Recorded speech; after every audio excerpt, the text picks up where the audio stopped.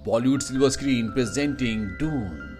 ये कहानी हमारे वक्त से कई साल आगे की कहानी है, जब इंसानों ने लाइट की स्पीड से ट्रैवल करना सीख लिया, जिस वजह से वो अपने आसपास के सभी प्लैनेट्स तक पहुंच गए और अब उन सभी प्लैनेट्स पर इंसानों का राज है। ऐसे एक प्लैनेट को दिखाया जाता है जिसका नाम कोरिनो है। ये बहुत ही पावरफुल प्लैनेट है। यहाँ के जो लोग हैं वो एक खास किस्म के पाउडर का इस्तेमाल करते हैं जिसे स्पाइस कहा जाता है। स्पाइस इतना पावरफुल है कि इससे न्यूक्लियर वेपन्स बनाए जा सकते हैं। साथ ही इंसान भी इसका सेवन करते हैं जिससे उनके अंदर बहुत सारी शक्तियां आ जाती है और जो भी स्पाइस का इस्तेमाल करता है उसकी आंखें नीली हो जाती है। अब हमें उस प्लेनेट को दिखाया जाता है जहां पर स्पाइस मिलता है। इस प्लेनेट पर रहने वाले लोगों को फ्रीमन कहा जाता है और जैसा कि एम्परर पूरे ब्रह्मांड पर कब्जा करता है, वो अपने लोगों को इस प्लेनेट पर स्पाइस की माइनिंग करने के लिए भेजता है। यहाँ के लोग चाहकर भी उन्हें नहीं रोक पाते क्योंकि उनके पास बहुत ही खतरनाक हथियार हैं। एम्परर ने अभी ये काम बैरन नाम के किंग को दिया है जो दूसरे प्लेनेट का है, पर तभी यहाँ पर एम्परर के लोग आते हैं और बैरन को माइनिंग करने से मना कर देते हैं। इस वजह से बैरन को ना चाहते हुए भी अपने आदमियों के साथ इस प्लेनेट को छोड़कर जाना पड़ता है। वही हमें पॉल नाम के एक लड़के को दिखाया जाता है जो अपनी मॉम के साथ खाना खा रहा होता है। उसकी मॉम के अंदर बहुत सारी जादुई शक्तियां हैं और वो उन शक्तियों को पॉल को भी सिखा रही होती है। पॉल अपनी मॉम से कहता है कि उसे बार बार एक ही सपना आता है। वो सपना एक लड़की का है जिसकी आंखें नीली हैं। अब इन्हीं के प्लेनेट पर एक दूसरे प्लेनेट का किंग आता है जो पॉल के पिता को, जो इस प्लेनेट के किंग है, उन्हें बताता है कि एम्परर के कहने पर उन्हें स्पाइस की माइनिंग करनी है। पॉल के पिता इस बात को एक्सेप्ट कर लेते हैं।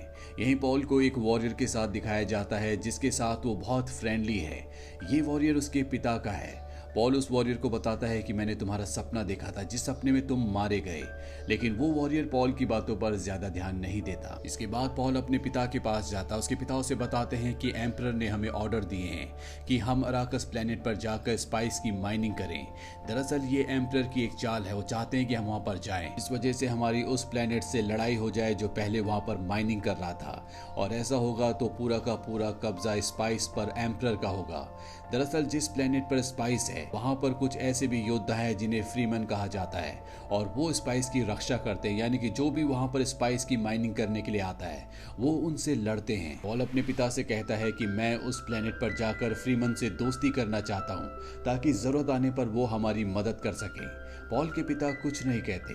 दरअसल पॉल ने पहले उस योद्धा को उस प्लेनेट पर भेज दिया होता है जिसकी मौत उसने अपने सपने में देखी थी, जो उसका दोस्त भी है। अब पॉल की मॉम से हेलिना नाम की एक लेडी मिलने के लिए आती है। जब वो लेडी पॉल को देखती है तो उसे लगता है कि पॉल ही वो मसीहा है जिसके बारे में भविष्यवाणी की गई थी। वो पॉल को उसका हाथ एक बॉक्स के अंदर डालने के लिए कहती है, जिसके बाद उसे यकीन हो जाता है कि पॉल ही वो मसीहा है। हेलिना यहाँ से चली जाती है। पॉल की मॉम पॉल को बताती है कि ब्रह्मांड में एक भविष्यवाणी हुई थी कि एक मसीहा आएगा जो सभी प्लैनेट्स में शांति लेकर आएगा, लेकिन अगर ऐसा हुआ तो तुम्हें बहुत सारी मुसीबतों का सामना करना पड़ेगा। इसके बाद पॉल अपनी मॉम और अपनी पूरी आर्मी के साथ उस प्लैनेट पर पहुंच जाता है जहां पर स्पाइस है, क्योंकि एम्परर के हुक्म के बाद अब इन्हीं के प्लैनेट के लोगों को यहाँ पर माइनिंग करनी है।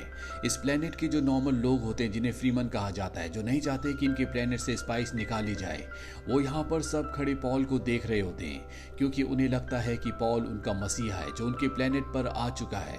पॉल की मॉम उसे बताती है कि जेसिका ने सब कुछ इन्हें बताया होगा। अब जब पॉल इस जगह आकर एक खास कमरे में जाता है तो वहां पर उसे कोई मारने की कोशिश करता है, लेकिन पॉल बच जाता है। दरअसल ये उसी प्लेनेट के लोगों का आदमी है जिस प्लेनेट के लोग पहले यहाँ पर माइनिंग किया करते थे, लेकिन एम्परर ने उन्हें माइनिंग करने से मना कर दिया और ये काम पॉल के प्लेनेट को दे दिया। इसीलिए उस प्लेनेट के लोग पॉल के लोगों को अपना दुश्मन समझते हैं और यही वजह होती है कि उन्होंने पॉल को मारने की कोशिश की है। और पॉल के पिता इस प्लेनेट पर रहने वाले फ्रीमन, जो कि योद्धा हैं, उनके लीडर को अपने पास बुलाते हैं और कहते हैं कि तुम्हें अब कोई प्रॉब्लम नहीं होगी, जिस तरह से पहले हुआ करती थी तुम पर कोई भी हमला नहीं करेगा।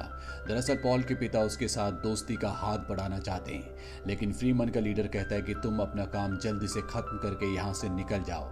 दरअसल इस प्लेनेट के जो फ्रीमन हैं उनके पास बहुत ज्यादा आधुनिक हथियार नहीं है, इसीलिए वो इनका सामना नहीं कर सकते। अब अगले दिन पॉल, उसके पिता और बहुत सारे लोग उस जगह जाते हैं जहां पर एक बहुत बड़ी मशीन माइनिंग कर रही होती है, यानी कि वो जमीन के नीचे से स्पाइस को निकाल रही है। दरअसल इस प्लेनेट पर जो रेगिस्तान है वो पूरी तरह से बीहड़ है। यहाँ पानी की और हर एक चीज की बहुत ज्यादा कमी है और साथ ही साथ इस प्लेनेट पर सबसे बड़ा खतरा है सैंड वॉर्म्स, यानी कि ऐसे क्रिएचर्स जो पूरी की पूरी मशीन को निगल जाएं। इनका साइज बहुत ज्यादा बड़ा होता है और जब पॉल, उसके पिता और उसके पिता के लोग उस जगह पहुंचते हैं जहां पर माइनिंग मशीन है, तो पॉल के पिता देखते हैं कि एक बहुत बड़ा सैंड वॉर्म उनकी माइनिंग मशीन की तरफ बढ़ रहा है। इसीलिए वहां पर एक ड्रोन को बुलाते हैं जो माइनिंग मशीन को उठाकर दूसरी जगह ले जाएगा, लेकिन तभी ड्रोन का एक केबल टूट जाता है जिससे वो मशीन को नहीं उठा पाता। अब पॉल के पिता अपने लोगों को बचाना चाहते हैं, इसीलिए वो अपने फ्लाइंग ऑब्जेक्ट को नीचे लेकर आते हैं। पॉल भी बाहर आ जाता है और इससे पहले कि पॉल कुछ कर पाता, उसे वही विजन्स आना शुरू हो जाते हैं जो बार बार उसे सपनों में आते हैं, जिस वजह से वो बेहोश हो जाता है। पर तभी इन्हीं का एक साथी उसे लेकर वापस फ्लाइंग ऑब्जेक्ट में आ जाता है और जैसे ही ये यहाँ से निकलते हैं वो बहुत बड़ा सैंड वॉर्म इनकी माइनिंग मशीन को निगल जाता है। पॉल वापस आने के बाद अपनी मॉम को बताता है कि उसने एक बार फिर से अपने विजन्स में उसी नीली आंखों वाली लड़की को देखा था। साथ ही उसने फ्रीमन के पवित्र चाकू को भी देखा जो फ्रीमन्स के लिए बहुत ज्यादा महत्वपूर्ण है। साथ ही उसने अपने विजन्स में अपनी एक छोटी बहन को भी देखा होता है जो अभी तक इस दुनिया में पैदा नहीं हुई। अब यहाँ पर डॉक्टर आता है जो पॉल को और उसके पिता को नींद आने की दवा देता है क्योंकि दोनों के दोनों घायल होते हैं। पॉल के पिता जब रात को सो रहे होते हैं, उन्हें हलचल की आवाज आती है जिससे पॉल के पिता की आंख खुल जाती है।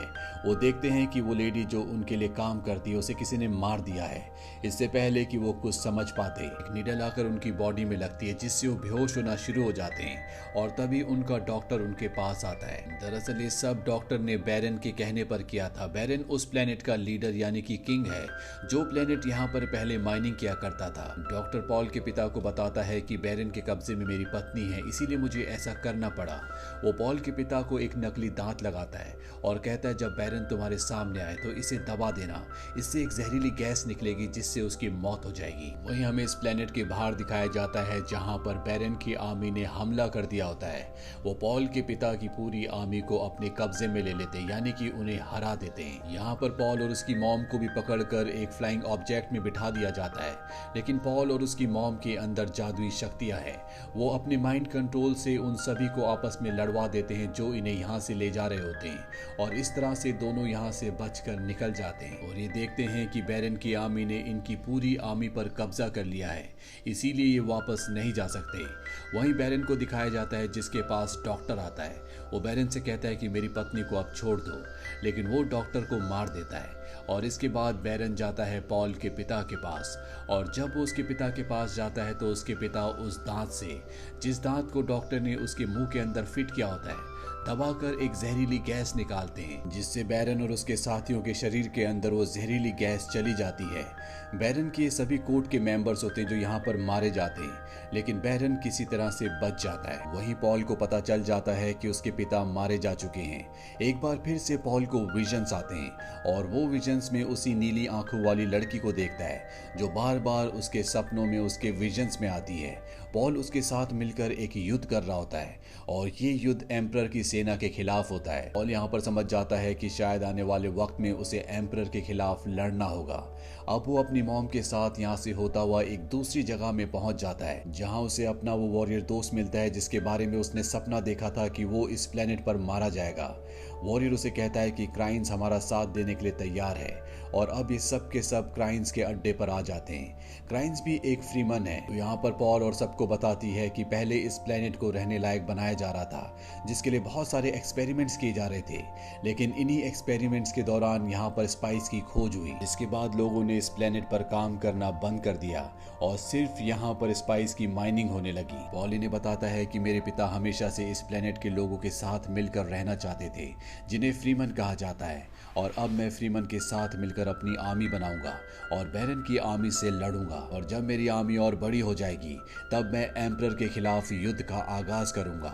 और अब यहाँ पर बैरन की सेना के कुछ लोग आ जाते हैं जो इनके ऊपर हमला कर देते हैं। पॉल का साथी वॉरियर उनसे लड़ता है, लेकिन इस लड़ाई में उसकी मौत हो जाती है, जैसा कि पॉल ने अपने सपनों में, अपने विजन्स में देखा था। अब इनके साथ जो इसी प्लेनेट की लड़की है जिसका नाम क्राइन है, वो पॉल को और उसकी मॉम को अपने साथ ले जाती है और एक फ्लाइंग ऑब्जेक्ट में बिठाकर यहाँ से दूर भेज देती है और खुद बैरन की सेना से लड़ने चली जाती है। वो रेगिस्तान के बीच में खड़े होकर अपने एक डिवाइस को निकालती है और रेत में वाइब्रेशन करती है, जिससे रेत में रहने वाला सैंड वॉर्म, जो कि एक दानव है, वो इस तरफ आ जाता है और बैरन के सभी सिपाहियों को मार देता है। वहीं पॉल और उसकी मॉम को दिखाया जाता है जिनका फ्लाइंग ऑब्जेक्ट एक तूफान में फंस जाता है और क्रैश हो जाता है। बैरन के लोग बैरन को बताते हैं कि पॉल और उसकी मॉम तूफान में फंसकर मारे गए। इस बात से बैरन को बहुत खुशी होती है और वो अपने लोगों को आदेश देता है कि यहाँ पर जितने भी फ्री मैन हैं उन सबको मार दिया जाए। वहीं पॉल और उसकी मॉम को दिखाया जाता है जो रेगिस्तान से आगे बढ़ते हुए एक कबीले तक पहुंच जाते हैं और ये कबीला उसी नीली आंखों वाली लड़की का होता है जो पॉल को बार बार उसके सपनों में, उसके विजन्स में दिखती है।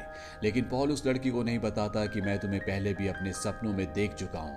ये सब पॉल को एक मसीहा समझते हैं, जैसा कि भविष्यवाणी हुई थी, इसीलिए वो पॉल को अपने साथ मिलाने के लिए राजी हो जाते हैं।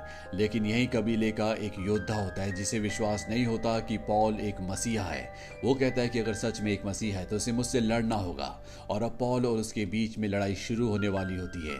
तभी वो नीली आंखों वाली लड़की उसे वो चाकू देती है जो उनका पवित्र चाकू है, जिसे पॉल ने पहले अपने सपनों में, अपने विजन्स में देखा था। हालांकि ये नीली आंखों वाली लड़की भी पॉल को मसीहा नहीं समझती और इससे पहले कि पॉल उस योद्धा से लड़ता, उसको एक विजन आता है जिसमें उसे एक आवाज सुनाई देती है, जो आवाज पॉल से कहती है कि अगर तुम्हें मसीहा बनना है तो तुम्हें अपने अंदर के इंसान को बदलना होगा।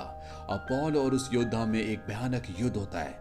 पॉल किसी तरह से उसे पूरी तरह से काबू कर लेता है, पर वो उसे मारना नहीं चाहता क्योंकि पॉल ने आज से पहले कभी किसी को नहीं मारा। तभी उसे अपने विजन्स वाली आवाज का एहसास होता है जिसने उसे कहा था कि तुम्हें अपने आप को अंदर से बदलना होगा, तभी तुम एक मसीहा बन सकते हो।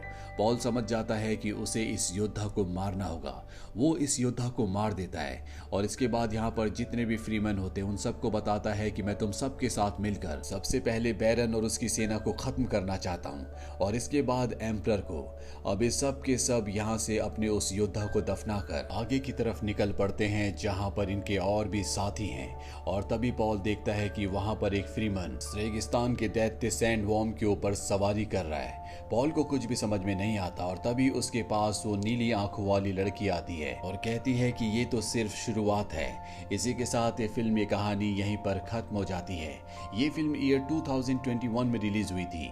IMDb पर इसकी रेटिंग है 8.1। इस फिल्म का बजट था $165 मिलियन और बॉक्स ऑफिस पर इसने कमाई की थी $400 मिलियन की। उम्मीद करते हैं कि ये कहानी आपको पसंद आई होगी।